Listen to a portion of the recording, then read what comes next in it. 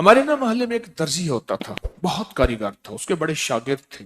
असल वो बखर का था। यहाँ रोजी रोटी मिली तो वहीं आ गया, पुराने शहर में रहता था। तो वहां उसके साथ एक अजीब मामला था। वो जिस दुकान पे भी बैठता, सारी उम्र घर भी किराए का था, उसकी दुकान भी किराए की, और सारी उम्र ऐसी गुजरी। जिस दुकान पे बैठता था, जिस दुकान पे बैठता था, वो उस दुकान वो क्या करता था, वीरान दुकान ढूंढता था जिसकी दुकान किराए पे नहीं होती थी। गौरतलब बात है, अजीब बात बता रहा हूँ, ये मेरे देखे वाक्य हैं। वो हमारे पड़ोस में कुछ 30 साल रहा, तकरीबन 30 साल रहा। वो वीरान दुकान लेता था। नामवर इतना था कि उस्ताद को आके दुनिया ढूंढती थी, चाहे वो गली के कोने में जहां बैठ जाए, इतना कारीगर था। वीरान दुकान ढूंढता था जिस दुकान को कोई नहीं लेता था, फिर लिखवाता था कि मैं इतने साल तक नहीं उठाएगा। वो खुशी से लिख के दे देता था, क्योंकि इसको तजर्बा था, उसको नहीं था। इतने और बड़े बड़े ताकतवर लोगों की गवाहियां डलवाता था कि कल को मुझे उठाएगा। क्योंकि मैं कैसे उठाऊंगा, मेरी दुकान किराए पे नहीं जाती, तू मुझे किराया दे रहा, इतने अरसे से मेरी दुकान बंद पड़ी है, मैं कैसे उठाऊंगा। कह रहे नहीं, तो मुझे उठाएगा, पता है मुझे। बड़े बड़े लोगों की गवाहियां डलवाता था, लिखवाता था, किराया देता रहूंगा, देता था। इधर वो किराए पे बैठता था, चंद दिनों के पास उसके पास लोग आना शुरू हो जाते, ये दुकान दे। वो अगर 20 रुपए किराया देते, हम 30 रुपए देते हैं, हम 40 रुपए देते हैं, कोई कहे हम 50 रुपए देते हैं। अब उसका दिमाग बेचारे का तो वैसे हिला, चेतरल गया, दिमाग तो हिलना था। वो इसको आके कहता कि मुझे इतने लोग दे रहे हैं। मैंने कहा मैंने तुझे पहले कहा था लिखवा के दो। अच्छा, ये चंद बार हुआ। जिस दुकान पे भी बैठता था, उस दुकान पे बैठते ही इसके साथ ये मामला शुरू हो जाता। अब ये राज किसी को पता नहीं था। ये राज है क्या इसका, इसके साथ क्या होता है, इसके साथ ऐसा क्यों होता है। उसने ना एक दफा ये राज एक बंदे को बताया, उसने मुझे बताया। बरह रास्त मैंने उससे बात नहीं हुई, लेकिन हमारा पड़ोसी था वो। एक बंदे को उसने राज बताया, हमारा एक रिश्तेदार था, उसको ये राज बताया और उसको कहा कि मेरे साथ ये राज है। उसने अब जो लफ्ज कहना, पहले मैं वो लफ्ज आपके सामने बयान करता हूँ। कहने लगा, बख्त मेरे ऊपर पागल है, और मुझे अखे बख्त मेरे ऊपर पागल है। मैं नहीं चाहता वाल में को आते विलड़ वेंदे, विलड़ चिपक जाता है, चिपट जाता है, लिपट जाता है। मैं नहीं चाहता, आके फिर मुझे लिपट जाता है बख्त। अच्छा, जिसकी दुकान आने की होती है 100 आने की हो जाती है। अच्छा, इधर मैं दुकान छोड़ के जाता हूँ किसी और जगह पे, वो दुकान फिर आने की हो जाती है। फिर जहां मैं जाके बैठता हूँ, फिर वो 100 आने की हो जाती है। फिर वो पीछे वाले मुझे आके बुलाते हैं, आपकी मेहरबानी आ जाओ, इससे कम किराया देना। था कोई ऐसा, क्योंकि हाथ का कारीगर बहुत कम होता है जो सर फिरा ना हो। हाथ का कारीगर, वो हाथ का जिस शोबे का हो।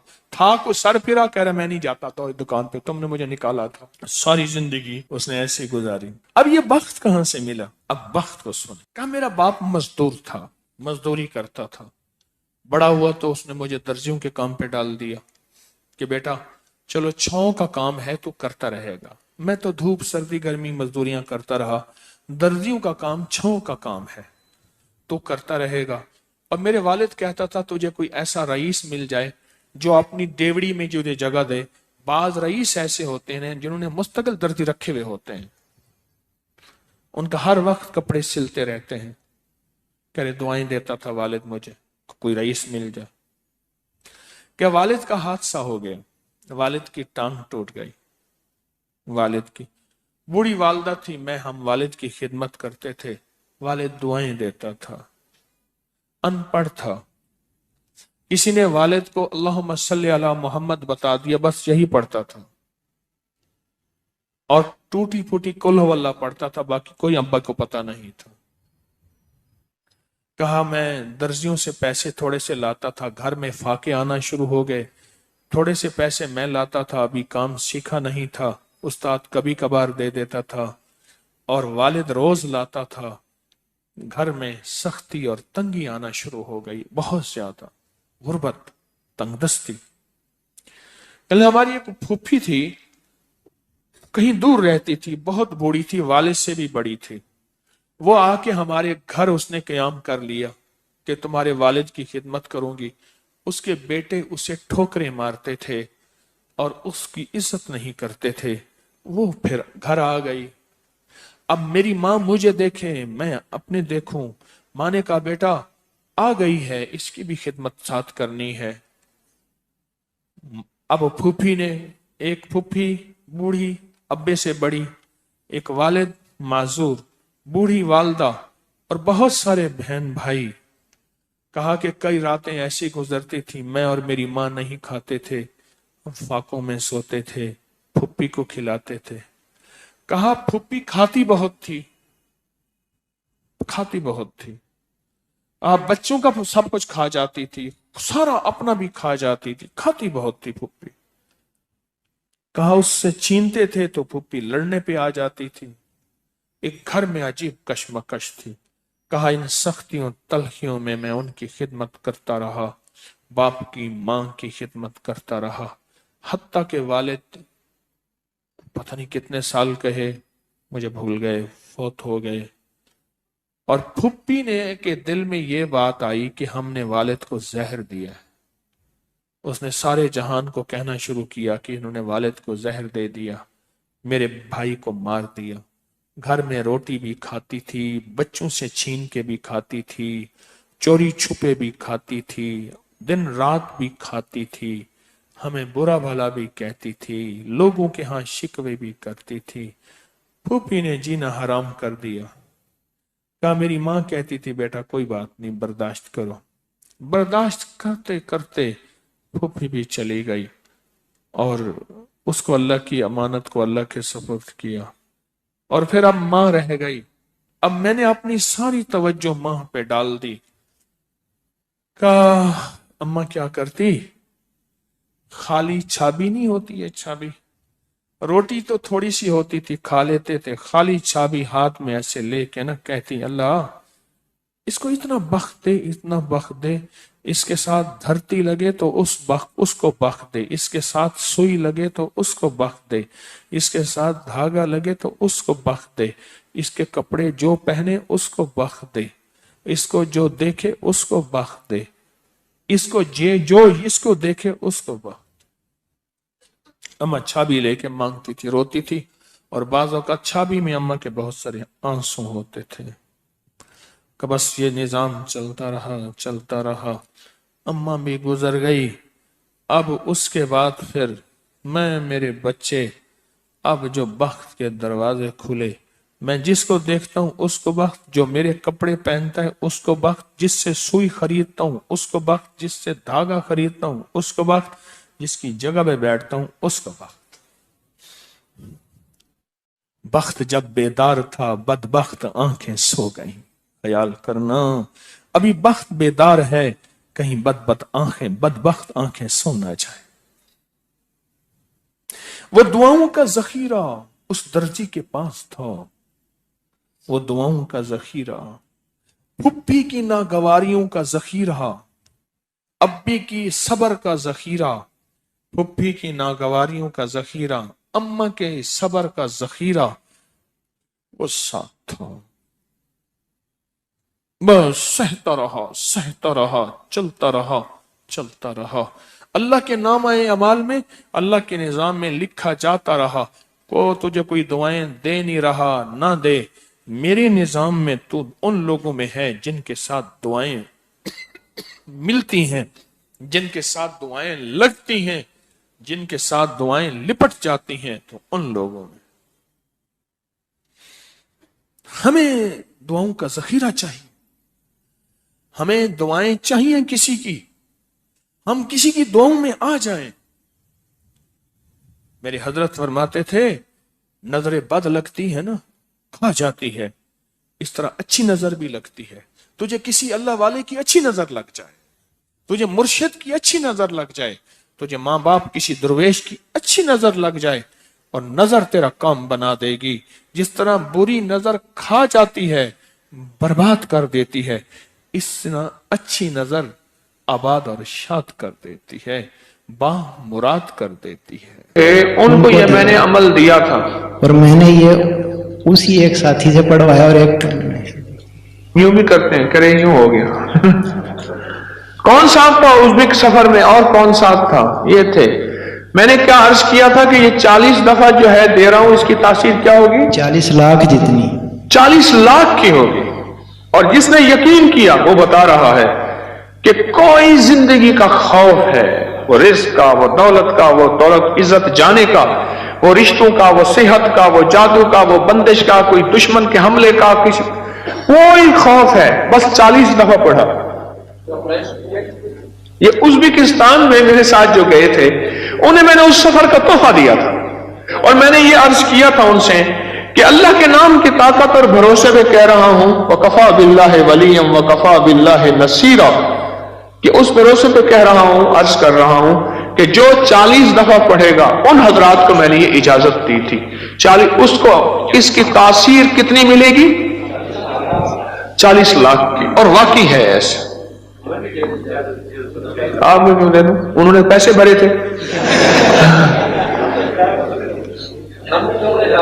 انہوں نے پیسے دیے تھے بیچاروں، مجھے نہیں دیے تھے. الحمدللہ مجھے صفائیوں کی ضرورت نہیں ہے، میں جب بھی جاتا ہوں اپنے پیسے، اب اجازت مل جائے نا ایسے نہیں دوں گا. یہ انہوں نے لفظ ایک استعمال کیا ہے طلاقوں کی بڑھتی ہوئی شرح. اس سے بہت خوف زدہ ہوں، بہت پریشان ہوں. اتنی مخلوق آ کے روتی ہے، اتنی روتی. میں رات کا واقعہ سنا. میں ایک جگہ ایک محسن کے ہاں بیٹھا تھا، تو جن کا میں نے کہا نا ہمارے میرے دوست تھے، گاڑی چلا رہے تھے، تو مجھے بتایا کہ یہ اس وقت یہ واقعات چل رہے ہیں، یہ چل رہے ہیں. میں نے کہا اچھا، مجھے تو اب پتا چلتا. تو وہاں وہ کہنے لگے کہ بیوی شادی ہوئی، تو شادی کے دوسرے دن ولیمے کے دن اس خاتون کی جو بیوی بنی اس کی سہیلی کی شادی تھی. تو سہیلی کی شادی میں دونوں میاں بیوی گئے. تو جو سہیلی کا والد تھا اس نے اپنے جو ہے داماد کو گاڑی بھی دی، کوئی 20-22 لاکھ بھی دیا، یہ بھی دیا. اس نے آ کے جھگڑا شروع کر دیا کہ تیرے ماں باپ نے کیا دیا مجھے، اور تیسرے دن گھر سے باہر نکال دیا اور طلاق ہو گئے.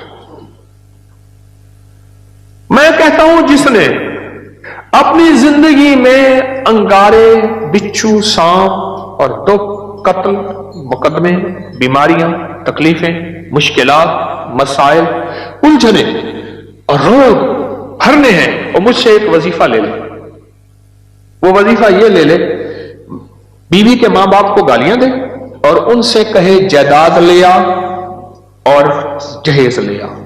اس سے مطالبہ کرے جا ماں باپ سے حصہ لے آ، یا اس سے کہے تیرے ماں باپ نے کیا دیا مجھے، اور ماں باپ سے جا کے مطالبے کر.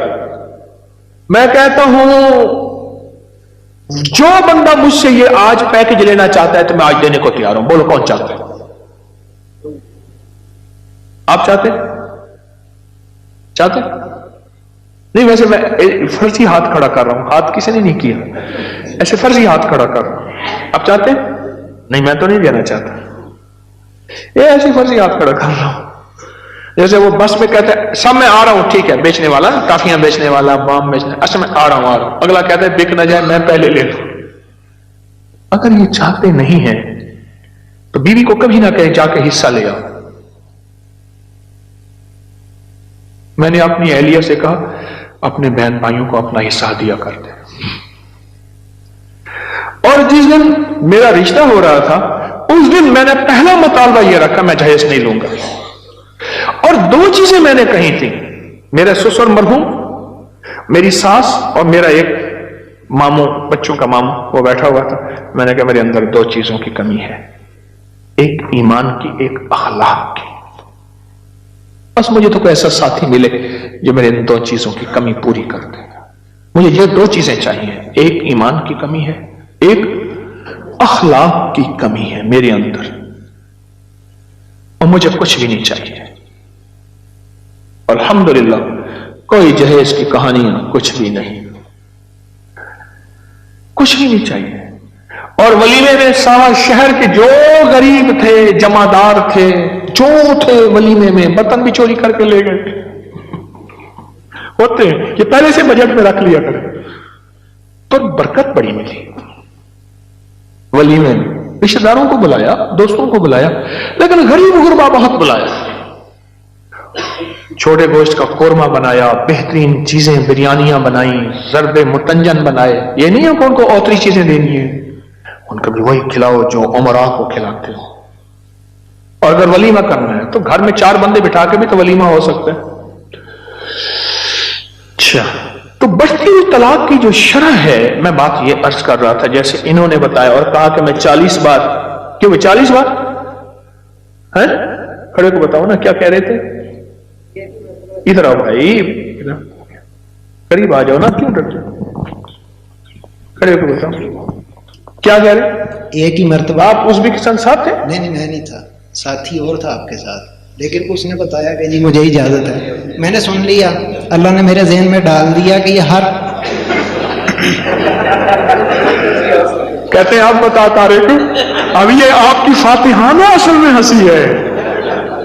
ہاں انہوں نے بتایا کہ مجھے اجازت ہے، میرے ذہن میں اللہ نے ڈال دیا کہ یہ ہر خوف سے نجات ہے. اچھا، میں نے کہا چلو. بوتل کیسے پیتے ہیں؟ ہاں اچھا. تو وہ ایک موقع آ گیا، کسی کا گھر ٹوٹ رہا تھا، تو میں نے ان سے فون کر کے کہا کہ آپ اس نیت سے پڑھ دیں کہ اس خوف سے نجات مل جائے اسے. جی تمہارا نام کیا ہے؟ مظہر. اچھا پھر کیا بنا؟ تو انہوں نے پڑھ دیا، وہ 15-20 منٹ میں ایسے وہ ہر چیز بدل گئی. ہر چیز بدل گئی 40 بار، اور تاثیر ملے گی 40 لاکھ والی. 40 لاکھ کی تاثیر ملے گی. بولو بھائی پھر